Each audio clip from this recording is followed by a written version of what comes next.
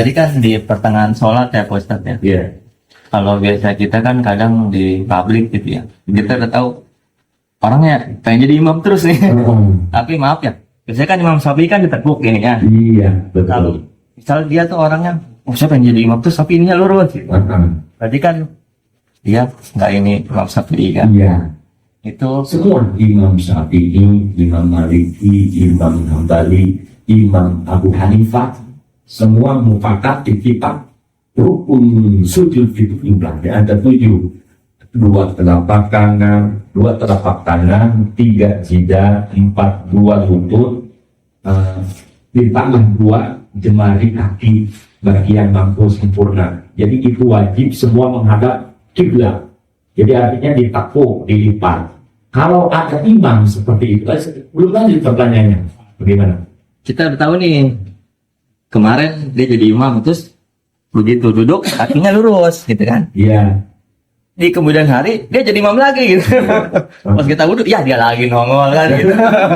Itu gimana Pak Ustadz? Dari awal kita munfaridan, munfaroqah apa gimana? Kalau tahu dari awal kedua kalinya, sholat pertama memang kita pabana. Sholat pertama kita tidak tahu, ternyata gerakan dia tidak sesuai dengan fikih. Baik madhabil arba'ah itu begitu harusnya. Nah, bolehlah, nggak apa-apa kita berjamaah yang pertama. Nah, besoknya seperti tadi dia lagi yang jadi imam. Gitu. Jadi memang ada ambisi untuk jadi imam. Jadi seolah-olah ya, jadi kepala lah gitu dia, jadi supervisor di pekerjaan, jadi di musola di masjid jadi imam juga misalnya. Dia tetap jadi karyawan.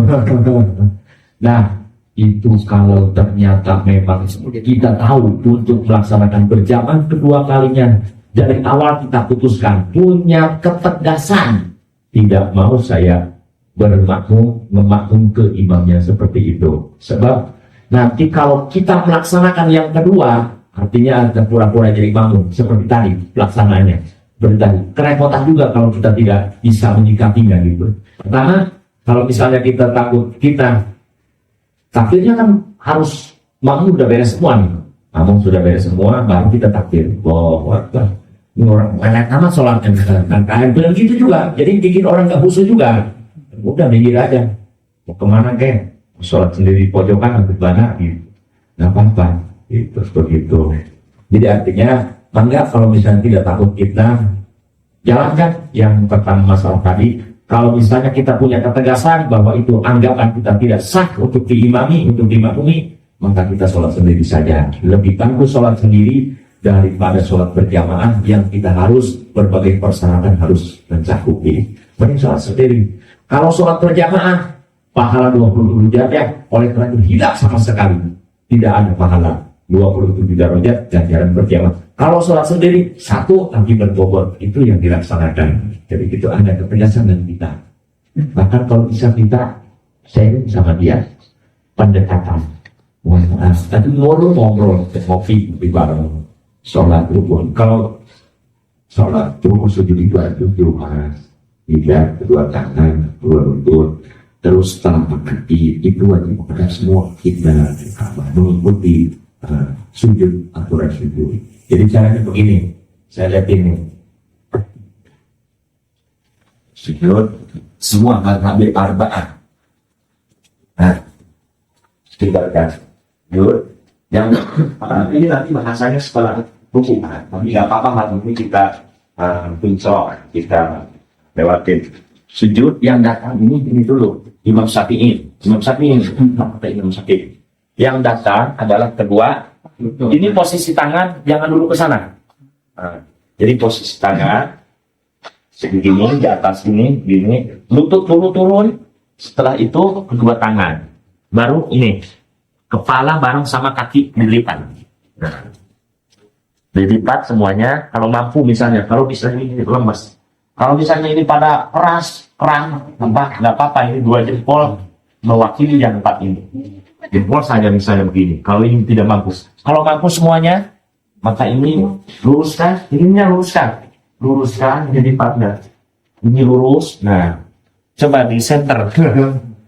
Nah, jadi yang pertama kedua lutut, terus kedua tangan, baru kita jidat bareng sama. Nah, terus ini nanti harus terbuka. Sebab ini wajibnya Tidak ini. Balik lagi dari awal. Nah, mulai itidal kita. Ya Allah belum tidak.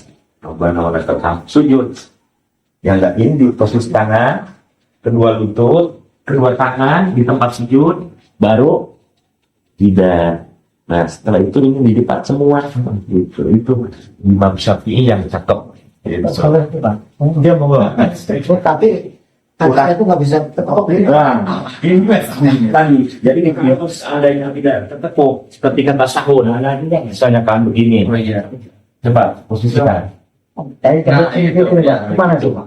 Itu kan tasahud. Tasahud itu bukan termasuk rukun sujud. Jadi nggak apa-apa kalau caranya begitu mah. Tapi masih pas sujud. Nah, sujud itu bisa kan? Bisa dilipat. Coba tasahudnya duduknya. Gitu, selalu dong. Nggak bisa dilipat. Sakit. Oleh karena nggak apa-apa kalau ada namanya rukshoh. Jadi ada masalah, ada penyakit. Itu tidak apa-apa, nggak apa-apa begitu. Tapi saya seringnya gini Pak. Jadi saya tuh masih kuat kan? Dari awal memang begitu, misalnya. Tapi berusaha sekarang lipatkan coba jempolnya saja. Bisa kan? Enggak lah. Kalau gini. Nah, harus begitu memang. Iya. Ntar udah tahu Pak. Kalau gini nggak bisa kan? Kalau gitu bisa kan? Ini bisa kan? Ustaz, Ya. kadang ada yang begini duduknya nih.